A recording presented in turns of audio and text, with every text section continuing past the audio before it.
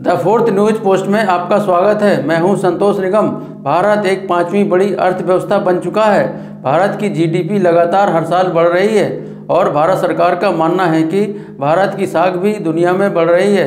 लेकिन सवाल इस बात का है कि अगर सब कुछ सही चल रहा है तो स्वास्थ्य बजट को लगातार कम क्यों किया जा रहा है। उदाहरण के तौर पर भारत स्वास्थ्य सेवा में सकल घरेलू उत्पाद का 2.5% ही खर्च करता है, जो वैश्विक स्तर में सबसे कम में से एक है। अगर स्वास्थ्य बजट को लगातार कम किया जाएगा तो व्यवस्था और ज़्यादा चरमराती चली जाएगी। इसका जीता जागता उदाहरण यह है कि अस्पतालों में लोगों को मुफ्त में दी जाने वाली दवाइयाँ अक्सर नहीं होती हैं। डॉक्टर मजबूरी में या किसी और वजह से दवाइयाँ बाहर से खरीदने के लिए कहते हैं। ऐसे में जो लोग मजदूर या लोअर मिडिल इनकम ग्रुप के हैं, उनका आर्थिक बोझ और बढ़ जाता है और यदि किसी विशेष किस्म की गंभीर बीमारी लग जाती है तो वह खर्चा उनकी कई सालों की बचत को भी ले जाता है। सुप्रीम कोर्ट के कई निर्देशों के मुताबिक भारत में स्वास्थ्य सुविधा मिलना एक मूल अधिकार है और यह अनुच्छेद 21 का भाग है, यानी किसी भी व्यक्ति को स्वास्थ्य सेवाएं देने से मना नहीं किया जा सकता है। ऐसे में सरकारी स्वास्थ्य व्यवस्था में सरकारों की सबसे ज़्यादा जिम्मेदारी बढ़ जाती है कि देश में और प्रदेश में स्वास्थ्य सुविधाएं मजबूत होनी चाहिए। भारत की स्वास्थ्य क्षेत्र से संबंधित प्रणाली एक विशाल और जटिल नेटवर्क है जो सार्वजनिक क्षेत्र और निजी क्षेत्र दोनों से मिलकर बनती है। ग्रामीण क्षेत्र में रहने वाले लोगों और शहर में रहने वाले गरीब लोगों को सार्वजनिक क्षेत्र यानी सरकारी सुविधाओं से बेहद उम्मीद रहती है। भारत की सार्वजनिक स्वास्थ्य प्रणाली में साल दर साल लगातार कई सारे सुधार किए गए हैं, जिसमें प्रयास किया गया है कि लोगों को कम से कम लागत में ज़्यादा से ज़्यादा स्वास्थ्य सुविधाएं मुहैया कराई जा सकें। लेकिन इस सबके बावजूद भी कुछ समस्याएं पहले जैसी ही बनी हुई हैं, जैसे प्रसव के समय जन्म देने वाली माँ और बच्चे को खतरा और कुपोषण या दवाइयों की कमी की वजह से छोटी सी बीमारी का बड़ी बीमारी में तब्दील हो जाना। यह समस्या छोटे शहरों और गाँव में आसानी से देखी जा सकती है। विश्व स्वास्थ्य संगठन की council of the economics health report के अनुसार दुनिया की आधी से ज़्यादा आबादी को जरूरी स्वास्थ्य सेवाओं तक पूरी पहुंच की ज़रूरत है। यह रिपोर्ट भारत के बारे में भी सही है। भारत की बहुत बड़ी आबादी साधारण स्तर स्वास्थ्य सुविधाओं से अभी भी वंचित है, खास तौर पर महिलाएं और बच्चे जो ग्रामीण इलाकों में रहते हैं। 2011 की जनगणना के अनुसार शहरी क्षेत्र में झुग्गी झोपड़ी भारत के महानगरीय क्षेत्र का 17% से अधिक हिस्सा बनती है और गंभीर स्वास्थ्य असमानताएं प्रदर्शित करती है। भीड़ भाड़, खराब स्वच्छता और स्वच्छ पानी तक सीमित पहुंच से खराब स्वास्थ्य का खतरा बढ़ जाता है। भारतीय आयुर्विज्ञान अनुसंधान परिषद के अनुसार टीबी जैसी संक्रामक बीमारियां गैर झुग्गी झोपड़ी क्षेत्र की तुलना में झुग्गी झोपड़ियों में 1.5 गुना अधिक पाई जाती है। सबसे कम आय वाले वर्ग में लगभग 60% महिलाएं एनीमिया से पीड़ित हैं और जो उच्चतम आय वाले वर्ग की तुलना में लगभग दोगुनी है। ट्रेंड डॉक्टर की गंभीर कमी स्वास्थ्य क्षेत्र में समस्याओं को और बढ़ा देती है। WHO के आंकड़ों के मुताबिक प्रति 1000 लोगों में भारत में 0.8 डॉक्टर हैं, जो निश्चित अनुपात से काफ़ी कम है और इन डॉक्टर की कमी सबसे ज़्यादा ग्रामीण क्षेत्रों में होती है। सरकारी योजना चलाने के बावजूद सार्वजनिक स्वास्थ्य सुविधाओं में विशेष तौर पर बच्चा होने के बाद होने वाले खर्च पर अभी भी बहुत ज़्यादा व्यय होता है, जो लोगों की आर्थिक क्षमताओं को कमज़ोर कर देता है। संयुक्त राष्ट्र विकास कार्यक्रम की तरफ से 2023-24 के लिए जारी की गई मानव विकास रिपोर्ट यानी कि ह्यूमन डेवलपमेंट रिपोर्ट, जिसका शीर्षक था breaking the gridlock imagining corporation in a polarised world, वैश्विक विकास सूचकांक में भारत 134वें स्थान पर है। जबकि भारत दुनिया की 5वीं बड़ी अर्थव्यवस्था है, लेकिन जिन बुनियादी मुद्दों पर भारत की रैंकिंग काफ़ी ऊपर होनी चाहिए थी, उसमें हम बहुत पीछे हैं। इस रिपोर्ट को 3 आधार पर तैयार किया जाता है: जन्म के समय, जीवन प्रत्याशा, स्कूली शिक्षा के अपेक्षित वर्ष और सकल राष्ट्रीय आय। तीनों के आंकड़ों को मिलाकर के किसी देश को रैंकिंग दी जाती है।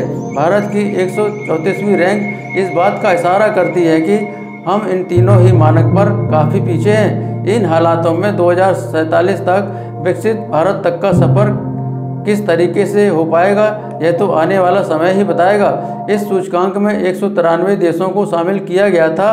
भारत के पड़ोसी देश श्रीलंका को 78वां और चीन को 75वां स्थान मिला है। भारत भूटान और बांग्लादेश से भी पीछे है, जबकि भूटान और बांग्लादेश आर्थिक और सामरिक मामलों में भारत से काफ़ी पीछे हैं। उसके बावजूद विकास में भारत पीछे है।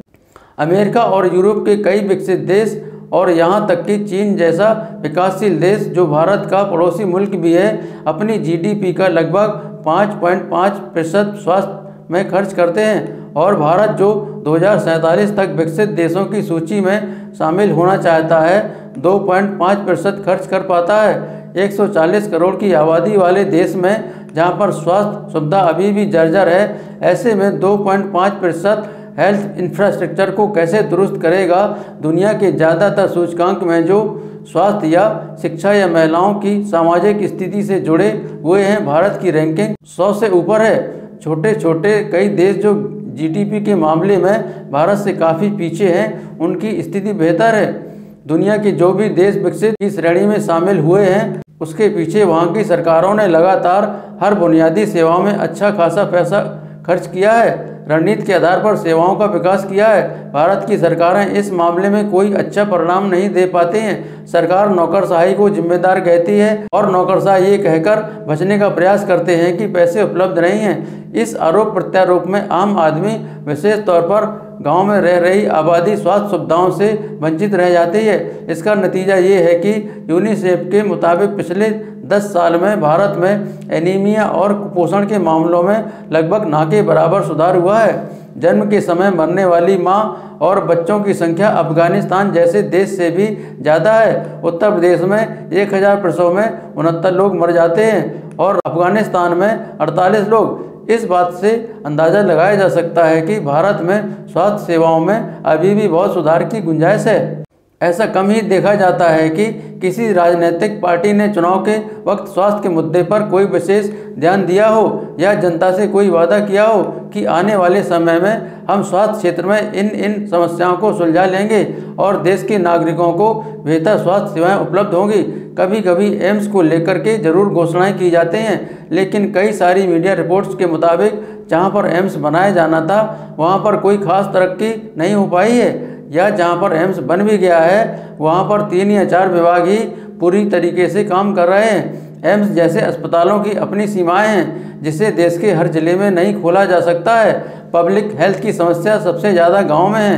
गांव में रहने वाले लोग जिनकी प्रतिदिन आय 200 से 300 रुपये के बीच होती है, वह महंगा इलाज नहीं ले सकते हैं। सरकार को जिला हेडक्वार्टर में बने और गांव में बने प्राइमरी हेल्थ केयर सेंटर को मजबूत बनाने की ज़रूरत थी, लेकिन देश और प्रदेशों की सरकार अभी तक इस हालत में नहीं पहुंच पाई है कि इन छोटे छोटे अस्पतालों को मजबूत बना पाते, जिससे लोगों को दिल्ली, बेंगलुरु, मुंबई जैसे बड़े बड़े शहरों का सफ़र मजबूरी में तय करके इलाज कराने न जाना पड़ता, वह भी महंगे खर्चे पर। भारत में जब बेरोजगारी अपने चरम स्तर पर है, यह समस्या और भी ज़्यादा बढ़ जाती है।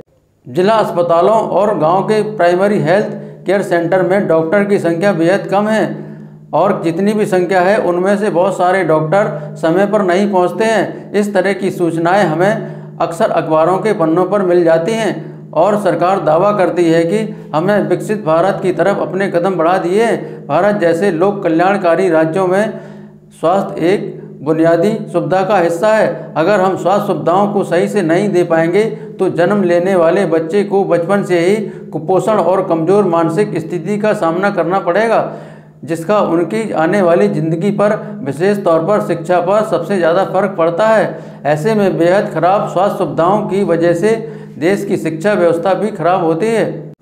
भारत में सबसे ज़्यादा स्वास्थ्य सुविधाएं बड़े शहरों में उपलब्ध हो पाती हैं, और जबकि भारत की 65% आबादी गांव में रहती है और इन क्षेत्रों में केवल 20 से 30% लोग ही अस्पताल तक पहुंच पाते हैं। सरकार का मानना है कि वह इंटरनेट के माध्यम से टेलीमेडिसिन के जरिए गांव तक स्वास्थ्य सुविधा को उपलब्ध कराना चाहती है, लेकिन गांव में रहने वाले जो लोग अपने घर के राशन के खर्च के लिए भी सरकार पर निर्भर हों, वह इंटरनेट का खर्च कैसे वहन करेंगे और टेलीमेडिसिन की सुविधा गांव तक कैसे पहुंचेगी, यह सबसे बड़ा सवाल है। और इसके ऊपर देश की बहुत सारी ग्राम पंचायतों के ऑफिस में भी इंटरनेट की सुविधा नहीं पहुंच पाई है। ऐसे में पूरे गांव में इंटरनेट सुविधा कैसे पहुंचेगी? कुछ राज्य अक्सर बड़े कॉरपोरेट अस्पतालों को प्राथमिकता देते हैं। ऐसे में स्वास्थ्य एक केवल व्यावसायिक गतिविधि बनकर रह जाता है। जिनकी आर्थिक क्षमता मजबूत है वह अपना इलाज करा सकता है, अन्यथा नहीं।